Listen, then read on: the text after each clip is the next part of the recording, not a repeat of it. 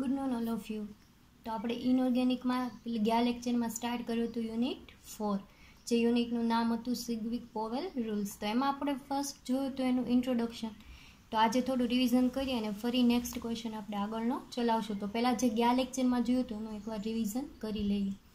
તો એમાં આપણે જોયું હતું કે તમને ક્વેશ્ચન પૂછાય કે સિગ્વિક પોવેલનો સિદ્ધાંત સમજાવો, અથવા તો ગિલેસ્પી અને નાઇલહોમ્સ સિદ્ધાંત સમજાવો. જો એમ ન પૂછાય તો ત્રીજી રીતે એમ પણ પૂછાય છે કે સંયોજકતા કોષ ઇલેક્ટ્રોન આકર્ષણનો સિદ્ધાંત, જેને ટૂંકમાં કહેવામાં આવે છે VACPR સિદ્ધાંત. એનું ફૂલ ફોર્મ થાય છે valence shell electron pair રિપલ્શન theory તરીકે ઓળખવામાં આવે છે. ફરીવાર કહી દઉં, VACPRનું ફૂલ ફોર્મ થાય છે valence shell electron pair રિપલ્શન theory. તો આપણે જોયું હતું, અથવા તો એમ પણ શોર્ટમાં પૂછાય કે VACPR થિયરી સમજાવો. તો એમાં આપણે ફર્સ્ટ ઓફ ઓલ જોયું હતું કે અણુ છે એ એક કરતાં વધારે પરમાણુઓનું ઝુમખું છે. આપણે બધા જાણીએ જ છીએ કે પરમાણુઓના જોડાણથી શેની રચના થાય છે? અણુઓની. તો બે અથવા તો બે કરતાં વધારે પરમાણુઓ જોડાઈને શેની રચના કરે છે? અણુની રચના કરે છે. નેક્સ્ટ જોઈએ તો કે આ પરમાણુમાંથી એક પરમાણુ છે એ મધ્યસ્થ પરમાણુ તરીકે હોય છે. હવે એ પરમાણુ હોય એનું અણુ બની ગયું, પણ એમાંથી એક પરમાણુ એવો હશે, કેવો હશે? જે મધ્યસ્થ પરમાણુ તરીકે હશે.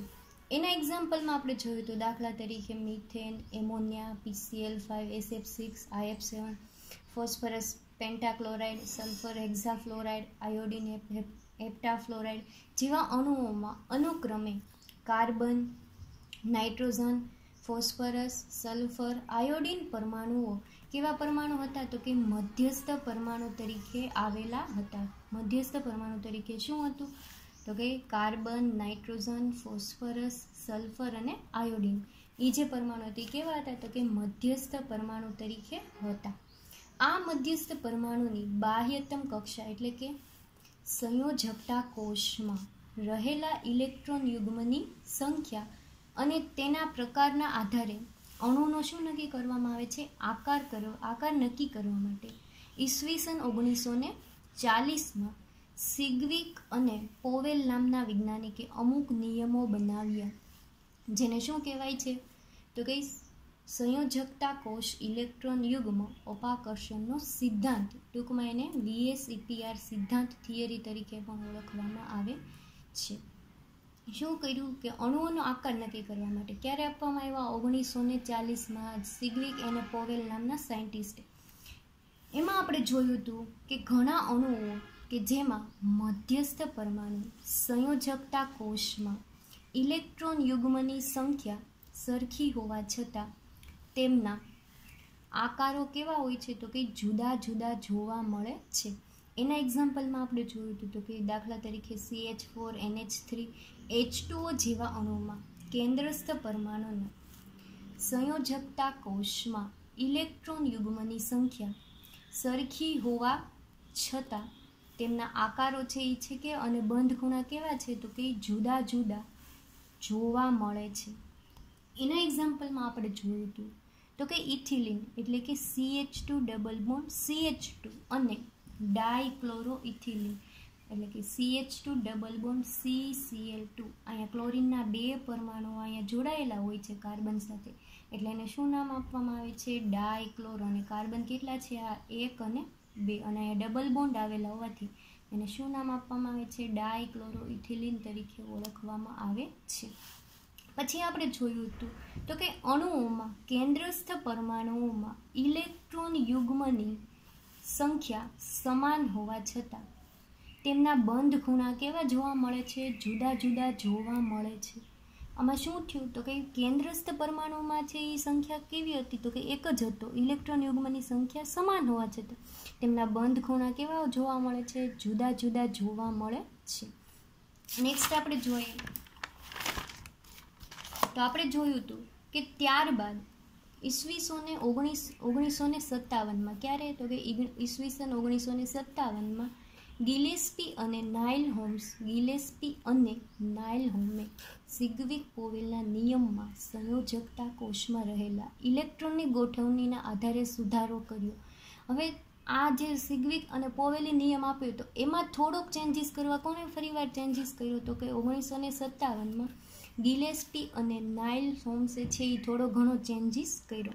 અને એ સિદ્ધાંતને કયા તરીકે ઓળખવામાં આવે છે તો કે ગિલેસ્પી નાઇલ હોમ્સ સિદ્ધાંત તરીકે પણ ઓળખવામાં આવે છે.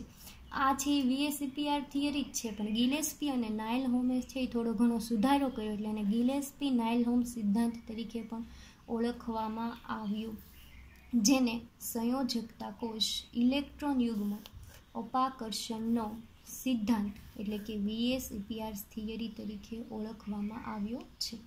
તો આપણે જોયું હતું. હવે આ સિદ્ધાંત પ્રમાણે અમુક એને નિયમો બનાવ્યા. તો એમાં આપણે પહેલું જોઈએ તો કે અણુનો આકાર છે મધ્યસ્થ પરમાણુની સંયોજકતા કક્ષકોમાં રહેલા ઇલેક્ટ્રોનની સંખ્યા પર આધાર રાખે છે. હવે અણુનો આકાર શેના ઉપર આધાર રાખે તો કે મધ્યસ્થ પરમાણુની સંયોજકતા કક્ષકોમાં રહેલા ઇલેક્ટ્રોનની સંખ્યા પર આધાર રાખે છે. જે સંયોજકતા કક્ષકમાં જેટલા ઇલેક્ટ્રોન રહેલા હશે એના આધારે છે એનો આકાર નક્કી કરી શકીએ છીએ. સેકન્ડ એવું આપ્યું હતું કે અણુમાં કેન્દ્રસ્થ પરમાણુની સંયોજકતા કક્ષકમાં ગોઠવાયેલા ઇલેક્ટ્રોન યુગ્મ વચ્ચે અપાકર્ષણ થવાને કારણે આ કક્ષકો અવકાશમાં એવી રીતે ગોઠવાય કે જેથી તેમની વચ્ચે ઓછામાં ઓછું અપાકર્ષણ રહે છે. હવે વાત આવી કે જ્યારે પરમાણુ તો બની ગયો પણ એ ગોઠવાય કઈ રીતના તો કે એ છે એ અવકાશમાં એવી રીતના ગોઠવાય કે બંને ઇલેક્ટ્રોન યુગ્મ વચ્ચે અપાકર્ષણ કેવું રહે, ન્યૂનતમ રહે. કારણ કે જો અપાકર્ષણ થાય તો અણુનો આકાર વિખાવાની શક્યતા રહે, એટલે એ અવકાશમાં એવી ગોઠવણી પ્રાપ્ત કરે કે જેમની વચ્ચે છે અંતર ઓછામાં ઓછું એટલે કે અપાકર્ષણ છે એ નહિવત જોવા મળે. થર્ડ પોઈન્ટ એવો આપ્યો તો કે અણુમાં રહેલા કેન્દ્રસ્થ પરમાણુના સંયોજકતા કોષમાં ઇલેક્ટ્રોન યુગ્મ બે પ્રકારના હોય છે. હવે કોષમાં ઇલેક્ટ્રોન યુગ્મ તો હોય છે પણ એના મુખ્ય કેટલા પ્રકાર જોવા મળ્યા તો કે ઇલેક્ટ્રોન યુગ્મના બે પ્રકાર જોયા. તો એમાં આપણે ફર્સ્ટ જોયું હતું બોન્ડિંગ પેર અને લોન પેર ઇલેક્ટ્રોન. બે પ્રકારના ઇલેક્ટ્રોન હોય છે, બંધકારક ઇલેક્ટ્રોન યુગ્મ એટલે કે બોન્ડિંગ પેર અને અબંધકારક ઇલેક્ટ્રોન યુગ્મ એટલે કે એને લોન પેર તરીકે પણ ઓળખવામાં આવે છે. તો એમાં આપણે જોઈએ કોને કહેવાય બોન્ડિંગ અને કોને કહેવાય લોન પેર ઇલેક્ટ્રોન યુગ્મ. તો કે જો બે પરમાણુની મદદથી ઇલેક્ટ્રોન યુગ્મ બને તો તેને શું કહેવાય છે? બંધકારક ઇલેક્ટ્રોન યુગ્મ એટલે કે બોન્ડિંગ પેર કહેવાય છે. જ્યારે બે પરમાણુની મદદથી ઇલેક્ટ્રોન યુગ્મ બને છે ત્યારે તેને બંધકારક ઇલેક્ટ્રોન યુગ્મ અથવા તો બોન્ડિંગ પેર છે તરીકે ઓળખવામાં આવે છે. નેક્સ્ટ આપણે જોયું હતું તો કે જો અણુમાં રહેલા કેન્દ્રસ્થ પરમાણુના સંયોજકતા કોષમાં બંધકારક ઇલેક્ટ્રોન યુગ્મ સિવાયના બીજા ઇલેક્ટ્રોન યુગ્મ હોય તેવા ઇલેક્ટ્રોન યુગ્મને અબંધકારક ઇલેક્ટ્રોન યુગ્મ એને બીજું શું કહેવાય? લોન પેર કહેવામાં આવે છે. આપણે જોયું કે જો અણુમાં કેન્દ્રસ્થ પરમાણુની સંયોજકતા કોષમાં બંધકારક એટલે કેવા ઇલેક્ટ્રોન યુગ્મ કે જે બે પરમાણુની મદદથી બન્યા હોય. તો હવે બે પરમાણુ મદદ ઉપરાંત કોઈ અબંધ બીજા ઇલેક્ટ્રોન યુગ્મ આવ્યો હોય, જે બે પરમાણુ સિવાયનો કોઈ ત્રીજા પરમાણુનો ઇલેક્ટ્રોન યુગ્મ જો આવ્યો હોય અને જે ઇલેક્ટ્રોનની યુગ્મ બને છે એવાને શું કહેવાય? લોન પેર કહેવામાં આવે છે. ઇન શોર્ટ કે બંધકારક ઇલેક્ટ્રોન યુગ્મ સિવાય જો કોઈ બીજા પરમાણુનો ઇલેક્ટ્રોન યુગ્મ પાર્ટિસિપેટ કરે લોન પેર બનાવવામાં તો એને શું કહેવાય છે? અબંધકારક ઇલેક્ટ્રોન યુગ્મ, કાઉન્સમાં એને કહેવાય છે લોન પેર કહેવામાં આવે છે. નેક્સ્ટ જોઈએ તો કે ઇલેક્ટ્રોન યુગ્મ બંધકારક હોય કે અબંધકારક હોય તેમની વચ્ચે અપાકર્ષણ થાય છે. તમને શોર્ટ ક્વેશ્ચન પૂછાઈ શકે કે બંધકારક ઇલેક્ટ્રોન યુગ્મ વચ્ચે અપાકર્ષણ વધારે જોવા મળે કે અબંધકારક ઇલેક્ટ્રોન યુગ્મ? તો બંનેમાં કેવું આવશે? એક જ સરખું છે, એ અપાકર્ષણ જોવા મળે છે. ઇલેક્ટ્રોન બંધકારક હોય કે અબંધકારક હોય પણ બંને વચ્ચે અપાકર્ષણ કેવું જોવા મળે છે? સરખું જોવા મળે છે અને એકબીજાથી દૂર ગોઠવાય છે. શું કામ દૂર ગોઠવાય? તો કે જેથી એમના વચ્ચે ઓછામાં ઓછું અપાકર્ષણ રહે. જો અપાકર્ષણ વધારે હોય તો અણુનો આકાર છે એ વિખાઈ જવાની શક્યતા રહે છે, એટલે અવકાશમાં એવી ગોઠવણી પ્રાપ્ત કરે કે બંને વચ્ચે અપાકર્ષણ છે કેવું રહે, ન્યૂનતમ જોવા મળે. તો આ હતું કે VSEPRનો સિદ્ધાંત. એમાં આપણે જોયા હતા બોન્ડિંગ અને લોન પેર. બોન્ડિંગ પેર ઇલેક્ટ્રોન યુગ્મ અને લોન પેરની ડેફિનેશન પણ તમને એક માર્કમાં પૂછાઈ શકે, તો એ પણ ખાસ યાદ રાખવી. તો આપણે આ જોયું હતું અગાઉના લેક્ચરમાં એટલું. આજે આપણે હવે વાત કરવાની છે સિગ્વિક અને પોવેલનો પ્રથમ નિયમ છે એ સમજાવો. તો એમાં આપણે હવે જોઈએ સિગ્વિક પોવેલનો ફર્સ્ટ નિયમ. સિગ્વિક અને પોવેલનો પહેલો નિયમ, જે આપણે યુનિટ કયું છે 4th છે, ઇનઓર્ગેનિક કેમેસ્ટ્રી અને પેપર 503, અને યુનિટનું નામ છે સિગ્વિક પોવેલ રૂલ્સ. ફર્સ્ટ આપણે જોઈ લીધી VSEPR થિયરી. આજે આપણે હવે નેક્સ્ટ ક્વેશ્ચન જોવાનો છે સિગ્વિક પોવેલનો પહેલો નિયમ. એમાં આપણે જોઈએ હવે તો કે સિગ્વિક અને પોવેલ નામના સાયન્ટિસ્ટે નિયમમાં શું આપ્યું હતું. એને એવું કીધું હતું, જોતા જાય જ્યારે અણુમાં રહેલા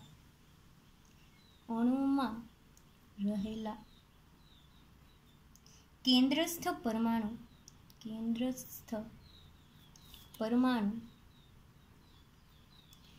અણુમાં રહેલા કેન્દ્રસ્થ પરમાણુ ના સંયોજકતા કોષમાં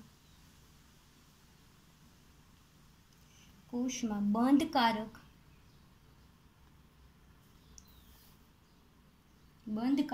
ઇલેક્ટ્રોન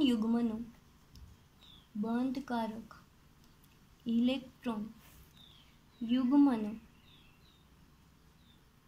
સ્થાન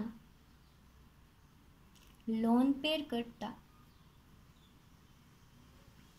એટલે કેવા ઇલેક્ટ્રોન, તો કે અબંધકારક. એને બીજું કયા નામથી ઓળખવામાં આવે છે, અબંધકારક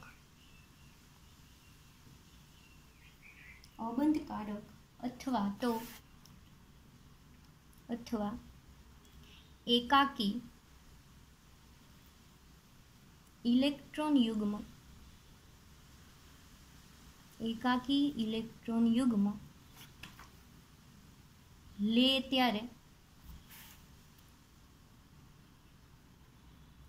ત્યારે તે નજીકના ઇલેક્ટ્રોન યુગ્મને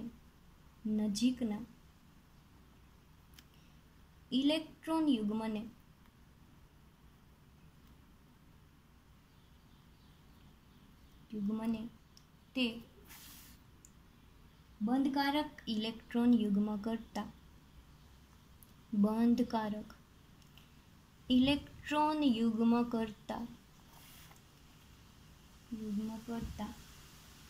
વધારે આકર્ષે છે,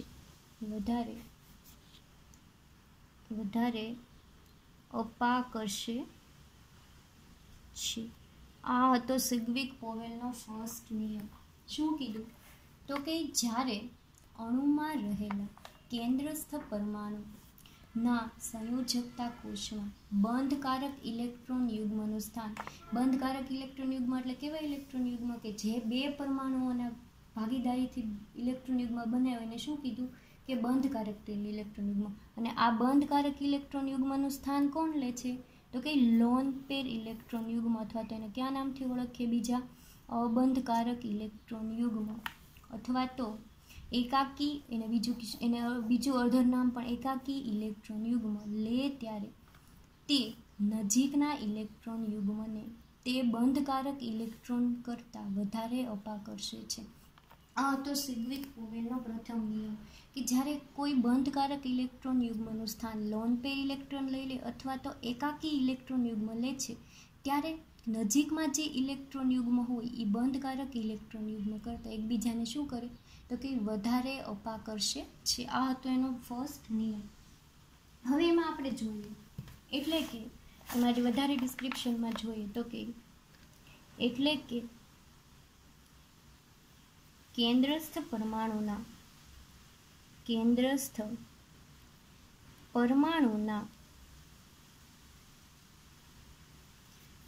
સંયોજકતા કોષમાં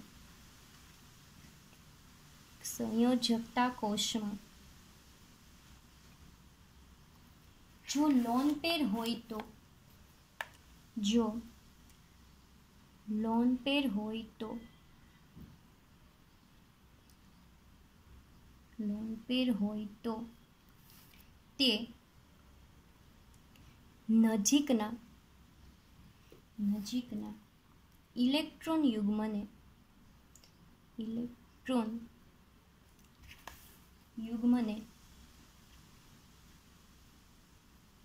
બંધકારક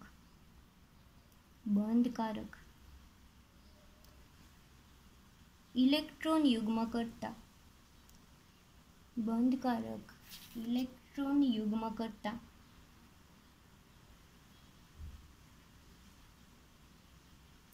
વધારે અપાકર્ષે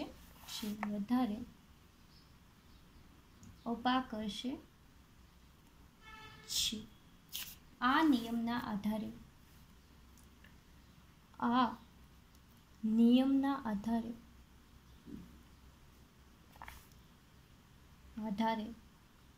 એક અપાકર્ષણનો ક્રમ નક્કી કરવામાં આવ્યો.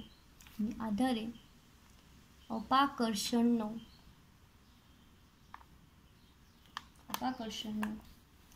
ક્રમ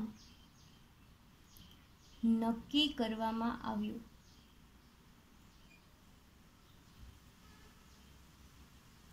જે આપણે જોઈએ તો કે નીચે મુજબ છે.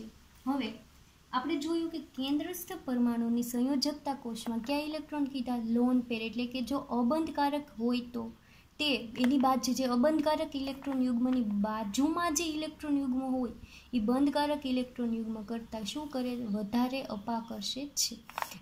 લોન પેરની કમ્પેરમાં જો બંધકારક ઇલેક્ટ્રોન યુગ્મ આવેલું હોય તો એ શું કરે કે બહુ અપાકર્ષે નહીં, પણ લોન પેર છે એ બંધકારક ઇલેક્ટ્રોન યુગ્મ કરતાં વધારે અપાકર્ષે છે. અને આ નિયમના આધારે એક અપાકર્ષણનો છે એ ક્રમ નક્કી કરવામાં આવ્યો. એ ક્રમ કયો છે તો એ આપણે જોઈએ. તો ફર્સ્ટ એવું કહેવામાં આવ્યું કે અહીંયા એલ ડોટ પી એનો મિનિંગ થશે લોન પેર ઇલેક્ટ્રોન યુગ્મ. એને શોર્ટમાં શું કહીશું? LP. It is dash lone pair. એટલે કે લોન પેર અને લોન પેર ઇલેક્ટ્રોન યુગ્મ વચ્ચે. પછી છે કે લોન પેર અને બોન્ડિંગ પેર એટલે કે બંધકારક ઇલેક્ટ્રોન યુગ્મ લેસ ધેન બોન્ડિંગ પેર ડોટ બોન્ડિંગ પેર. આ એક પ્રકારનો ક્રમ નક્કી કરવામાં આવ્યો. તો અહીંયા આપણે જોઈએ તો આ બંને શું છે? લોન પેર અને લોન પેર એટલે કે અબંધકારક. કેવા કહેવાય તો કે અબંધકારક.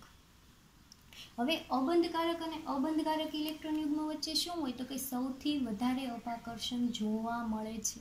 પછી નેક્સ્ટ આવ્યું તો કે લોન પેર અને બોન્ડિંગ પેર. આને શું કહેવાય તો કે અબંધકારક, અને બોન્ડિંગ પેરને શું કહેવાય છે? બંધકારક. લોન પેર એટલે અબંધકારક અને બોન્ડિંગ પેર એટલે કે બંધકારક.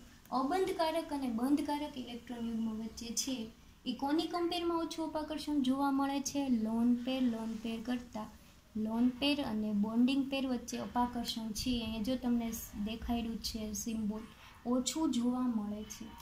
નેક્સ્ટ વાત આવી થર્ડની તો કે અહીંયા તમને બતાવ્યું છે બોન્ડિંગ પેર અને બોન્ડિંગ પેર એટલે કે બંધકારક અને બંધકારક ઇલેક્ટ્રોન યુગ્મ વચ્ચે અપાકર્ષણ છે એ કેવું જોવા મળે છે? સૌથી ઓછું જોવા મળે છે. સૌથી વધારે અપાકર્ષણ તો કે લોન પેર અને લોન પેર કે અબંધકારક અને અબંધકારક ઇલેક્ટ્રોન યુગ્મ. પછીનું લેસ ધેન છે કે લોન પેર અને બોન્ડિંગ પેર એટલે કે અબંધકારક અને બંધકારક વચ્ચે છે અબંધકારક કરતાં ઓછું. અને થર્ડ છે ઓનલી બોન્ડિંગ પેર અને બોન્ડિંગ પેર એટલે કે એના વચ્ચે છે અપાકર્ષણ તો કે એલપી બીપી અને અબંધકારક કરતાં સૌથી ઓછું જોવા મળે છે. આ પણ તમને ક્રમ પૂછાઈ શકે. 4 તમને ઓપ્શન આપ્યા હોય આવી જ રીતના કે LP dot LP less than LP dot BP less than bonding pair આવી રીતના 4 ઓપ્શન આપ્યા. તો આ ક્રમ છે એ તમારે એક્ઝામમાં ખાસ યાદ રાખવો. આ પણ છે એ તમને શોર્ટ ક્વેશ્ચનમાં પૂછાઈ શકે. નેક્સ્ટ આપણે આગળ જોઈએ એ શું આગળ કીધું તો કે જો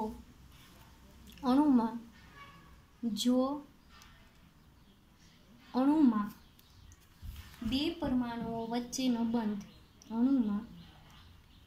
બે પરમાણુ વચ્ચેનો બંધ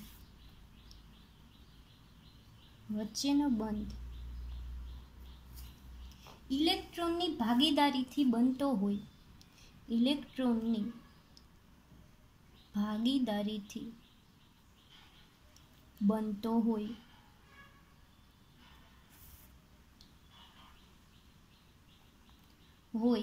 તો ત્યારે હવે આપણને ખબર છે કે અણુ છે એ શેનું બનેલું છે, પરમાણુઓનું જ બનેલું છે. તો બે પરમાણુ વચ્ચે ઇલેક્ટ્રોનની ભાગીદારી થઈ અને પછી જ બંધ બનશે ને, તો કે ત્યારે બનતા ઇલેક્ટ્રોન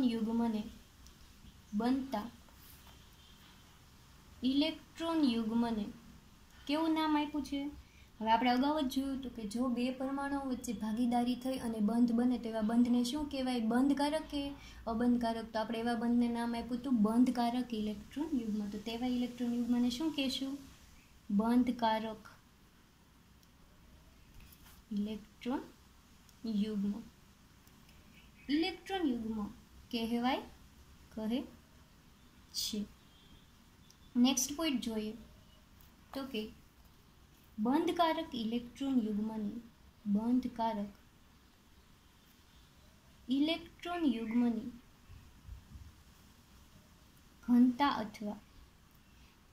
ઘનતા અથવા વાદળ બંને પરમાણુના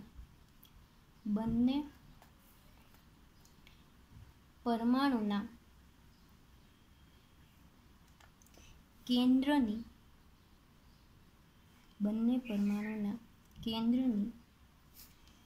વચ્ચે રહેલ છે. હવે અહીંયા તમને એવું કીધું કે બંધકારક ઇલેક્ટ્રોન યુગ્મની ઘનતા અથવા તો વાદળ. ઘનતા એટલે એનું જે દળ હોય એ, ને વાદળ કીધું છે એનો મિનિંગ એવો લેવાનો છે કે આખું જે ઇલેક્ટ્રોન યુગ્મનું ઝુમખું છે એની વાત કીધી છે, એટલે એને વાદળ તરીકે પણ આપણે નામ આપીએ છીએ. આપણે કહીએ ને કે અવકાશમાં ગોઠવણી, તો અવકાશમાં એક ટાઈપનું નામ આપવામાં આવ્યું ઘનતા અથવા તો વાદળ.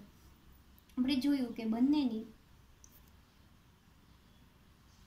બંને પરમાણુ કેન્દ્રની વચ્ચે રહેલ હોય છે.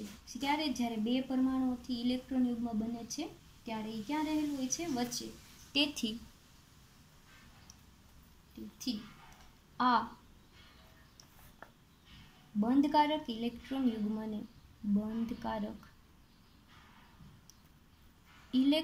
યુગ્મને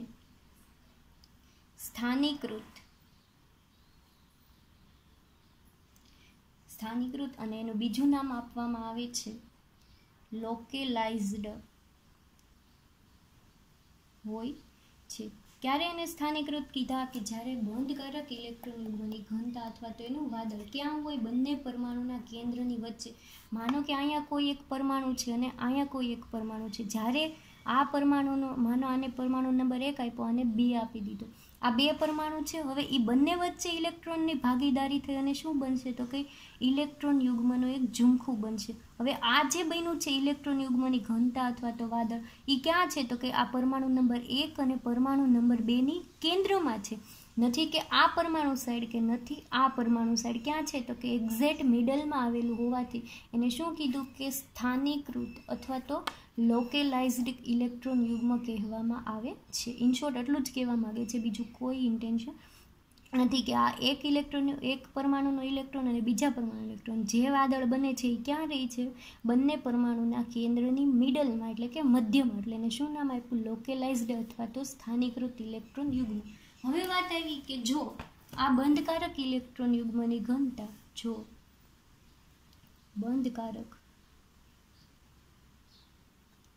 ઇલેક્ટ્રોન યુગ્મની ઘનતા અથવા તો એને શું બીજું કીધું આપણે? વાદળ બંને પરમાણુના કેન્દ્રની વચ્ચે ન રહે તો તેને આને ક્યું આપણું નામ આપ્યું હતું? સ્થાનીકૃત. અને જો વચ્ચે ન રહે તો એને શું કહેશું? તો એને અસ્થાનીકૃત અને એનું બીજું નામ શું થશે? ડીલોકેલાઇઝ્ડ તરીકે પણ ઓળખવામાં આવે છે. અહીંયા આપણે જોયું હતું કે આ બંને પરમાણુ કેન્દ્ર વચ્ચે છે એ ક્યાં રહ્યું હતું? મિડલમાં. માનો કે અહીંયા એવું સ્ટેટમેન્ટ આપ્યું કે આ એક પરમાણુ અને આ એક પરમાણુ, આ બીજો પરમાણુ. હવે આ બંને પરમાણુ વચ્ચે ઇલેક્ટ્રોનની ભાગીદારી થઈ અને જ્યારે ઇલેક્ટ્રોન યુગ્મનું વાદળ બને છે તો માનો કે જે વાદળ બન્યું એ અહીંયા બન્યું, આ મિડલમાં બન્યું નથી. ક્યાં બન્યું? તો કે અહીંયા ક્યાં નજીક બન્યું છે? પહેલો જે પરમાણુ છે એની નજીક. જ્યારે આ બીજા પરમાણુ વચ્ચે ડિસ્ટન્સ કેવું છે? વધારે છે. એટલે એને શું નામ આપવામાં આવ્યું? અસ્થાનીકૃત, અથવા તો એને કહેવામાં આવે છે લોકલાઇઝ્ડ ને ડીલોકેલાઇઝ્ડ તરીકે પણ ઓળખવામાં આવે છે. અને શું થાય કે તેના કારણે છે બંધકારક ઇલેક્ટ્રોન યુગ્મને વધારે અપાકર્ષે છે. એટલે કે આ બંધકારક ઇલેક્ટ્રોન યુગ્મ છે એ આ એકબીજાને વધારે અપાકર્ષણ જોવા મળે છે. આપણે એનું એક એક્ઝામ્પલ આકૃતિ જોઈ લઈએ તો માનો કે આ કોઈ એક પરમાણુ છે.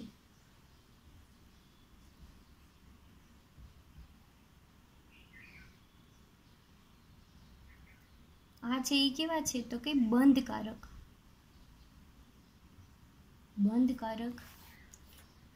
ઇલેક્ટ્રોન યુગ્મની કક્ષક.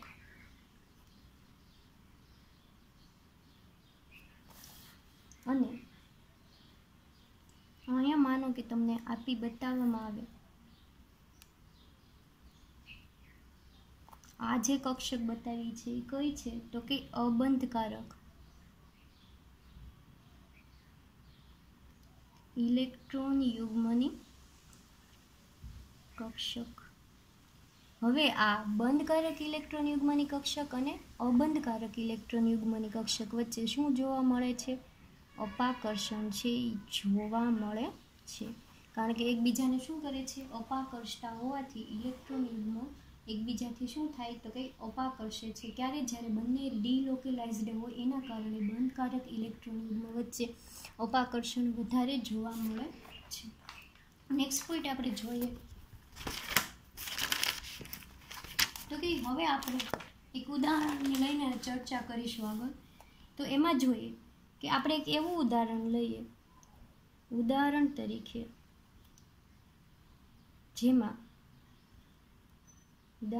લઈએ કે જેમાં લોન પેર એટલે કે અબંધકારક ઇલેક્ટ્રોન યુગ્મ હોય જ નહીં, માત્ર બંધકારક ઇલેક્ટ્રોન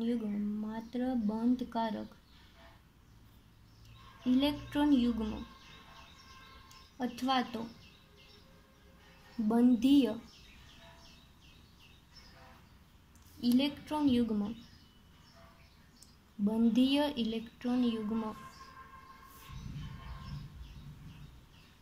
આવેલા હોય. આપણે એવું એક્ઝામ્પલ જોવાનું છે કે જેમાં લોન પેર ઇલેક્ટ્રોન હોય જ નહીં, પણ માત્ર કેવા હોય? બંધકારક એટલે કે બોન્ડિંગ પેર ઇલેક્ટ્રોન યુગ્મ આવેલા હોય, અથવા તો બીજા એનું શું નામ આપે? બંધીય ઇલેક્ટ્રોન યુગ્મ આવેલા હોય. એવું એક એક્ઝામ્પલ જોશું. એમાં જોઈએ તો કે અણુભૂમિતિ સંકરણને આધારે જાણી શકાય છે કે અણુભૂમિતિ એટલે કે અણુની રચનાને આધારે, અણુભૂમિતિ સંકરણના આધારે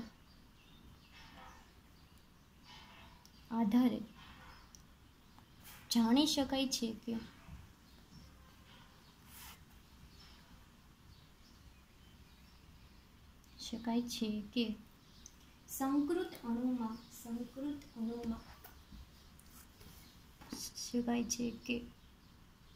સંકૃત અણુમાં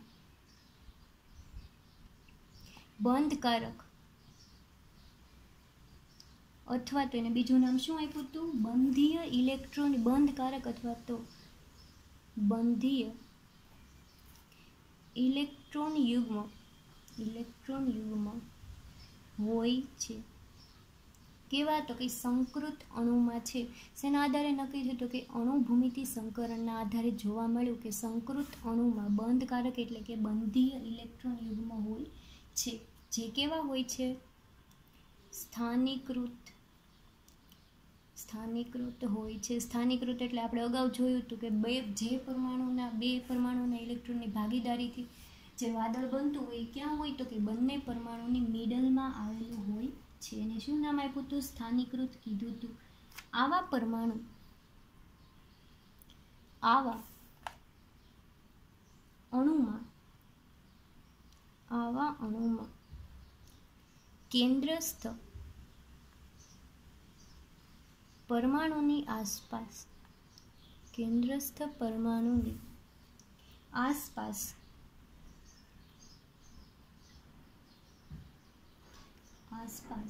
બંધકારક ઇલેક્ટ્રોન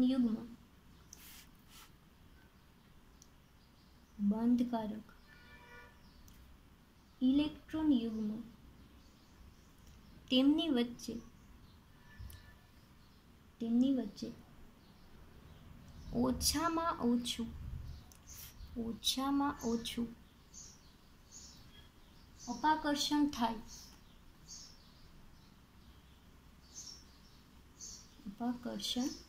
થાય તે રીતે ગોઠવાય છે.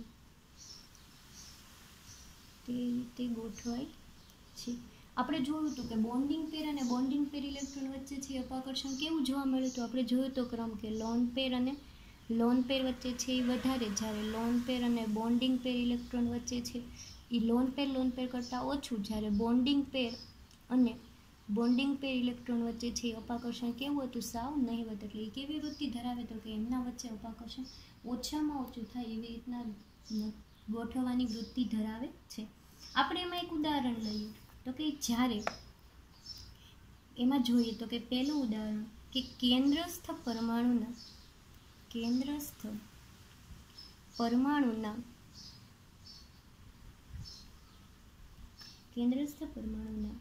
વેલેન્સ કવચ,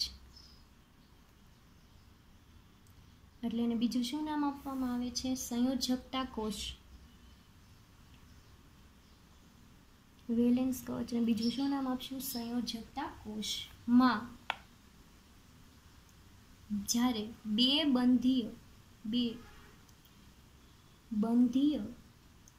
ઇલેક્ટ્રોન યુગ્મ આવેલા હોય ત્યારે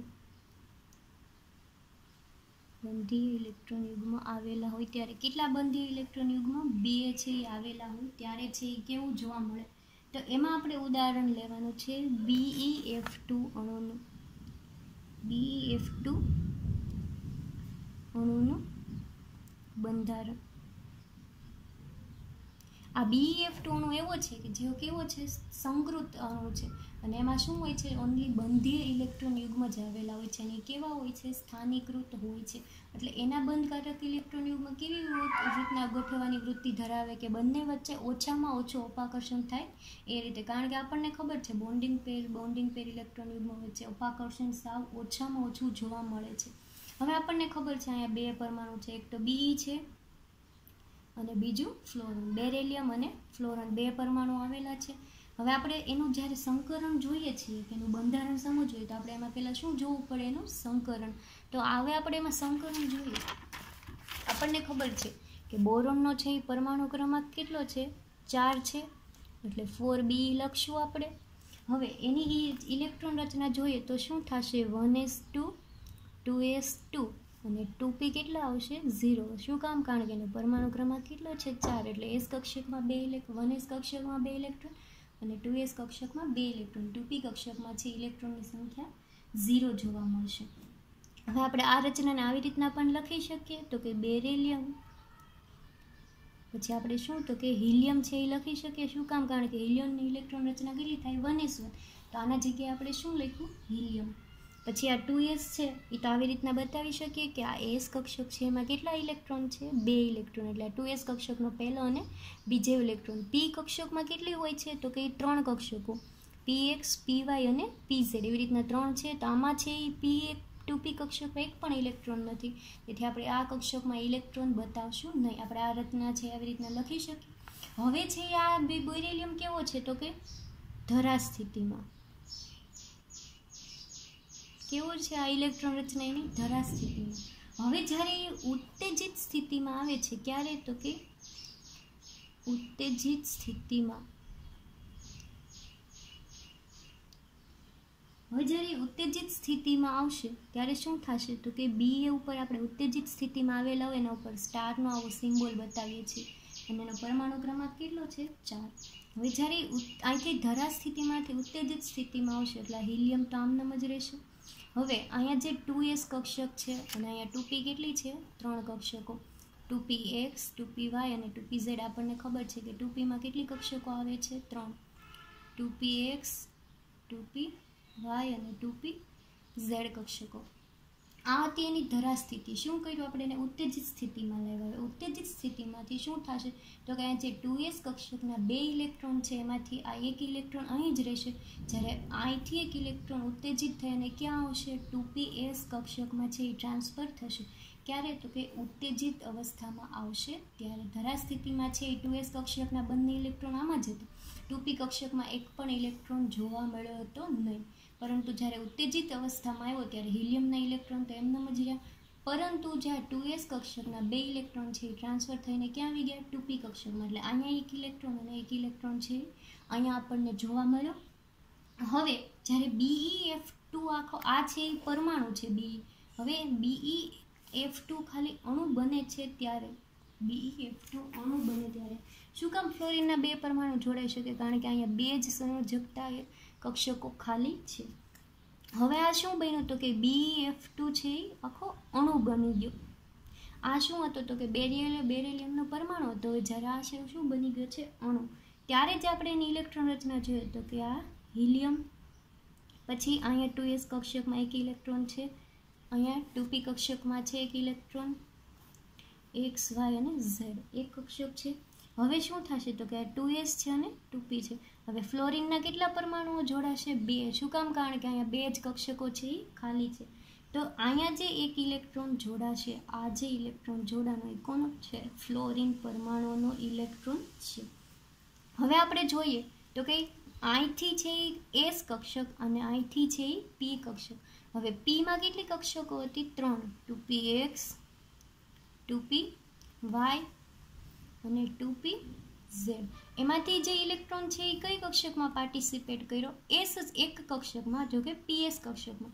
અહીંની s કક્ષક અને અહીંની p કક્ષક. pની કેટલી કક્ષક લીધી? ઓનલી એક જ કક્ષકમાં પાર્ટિસિપેટ કર્યું.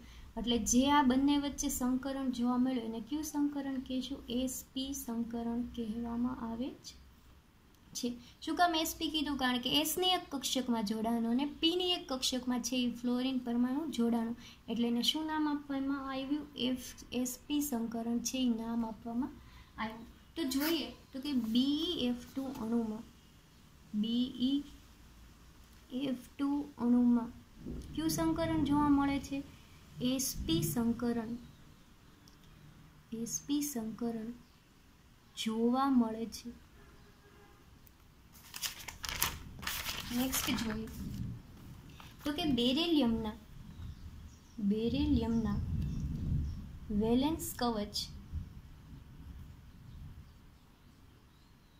વેલેન્સ કવચને આપણે બીજું શું નામ આપવામાં આવ્યું હતું? તો કે સંયોજકતા કોષના ઇલેક્ટ્રોન. વેલેન્સ કવચમાં 2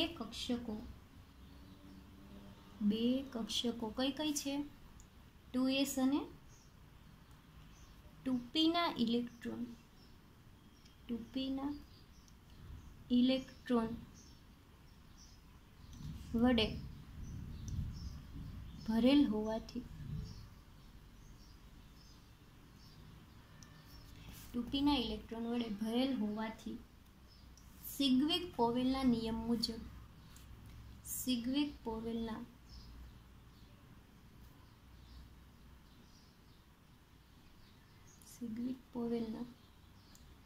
નિયમ મુજબ બંને સંકૃત કક્ષકો વચ્ચે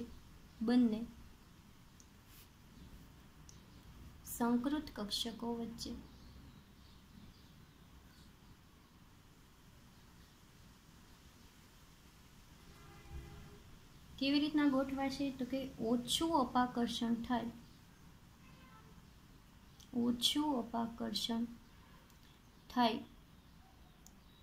તે રીતે કેટલા ડિગ્રીના? તો કે 180 ડિગ્રીના ખૂણે 180 ડિગ્રીના ખૂણે ગોઠવાશે. કારણ કે આપણે શું કામ આને સંકૃત કીધું? કારણ કે આમાં છે એ બંને ઇલેક્ટ્રોન કેવા છે? બંધકારક છે. એક પણ લોન પેર ઇલેક્ટ્રોન યુગમાં આવેલો નથી. એટલે એને આપણે શું નામ આપ્યું? તો કે સંકૃત કક્ષકો. કેવી રીતના ગોઠવાશે? ઓછામાં ઓછું અપાકર્ષણ થાય એ રીતે. અને એના વચ્ચે બંધ કોણ છે એ કેવો જોવા મળે છે? 180. હવે એનું આપણે બંધારણ જોઈએ તો એનું બંધારણ છે એ કેવું જોવા મળશે? રેખીય પ્રકારનું જોવા મળશે. માનો કે અહીંયા મિડલમાં તમને કયો આપ્યો છે? અહીંયા રચના કઈ છે? BeF2. બંધારણ કેવું જોવા મળે છે? એનું રેખીય જોવા મળે છે. તો અહીંયા બેનો એક પરમાણુ છે, જ્યારે ફ્લોરિનના કેટલા છે? 2 પરમાણુ. તો આ બી પરમાણુ એવી રીતના ગોઠવાશે કે આ બંને ફ્લોરિન પરમાણુ ક્યાં છે? એની આજુબાજુ.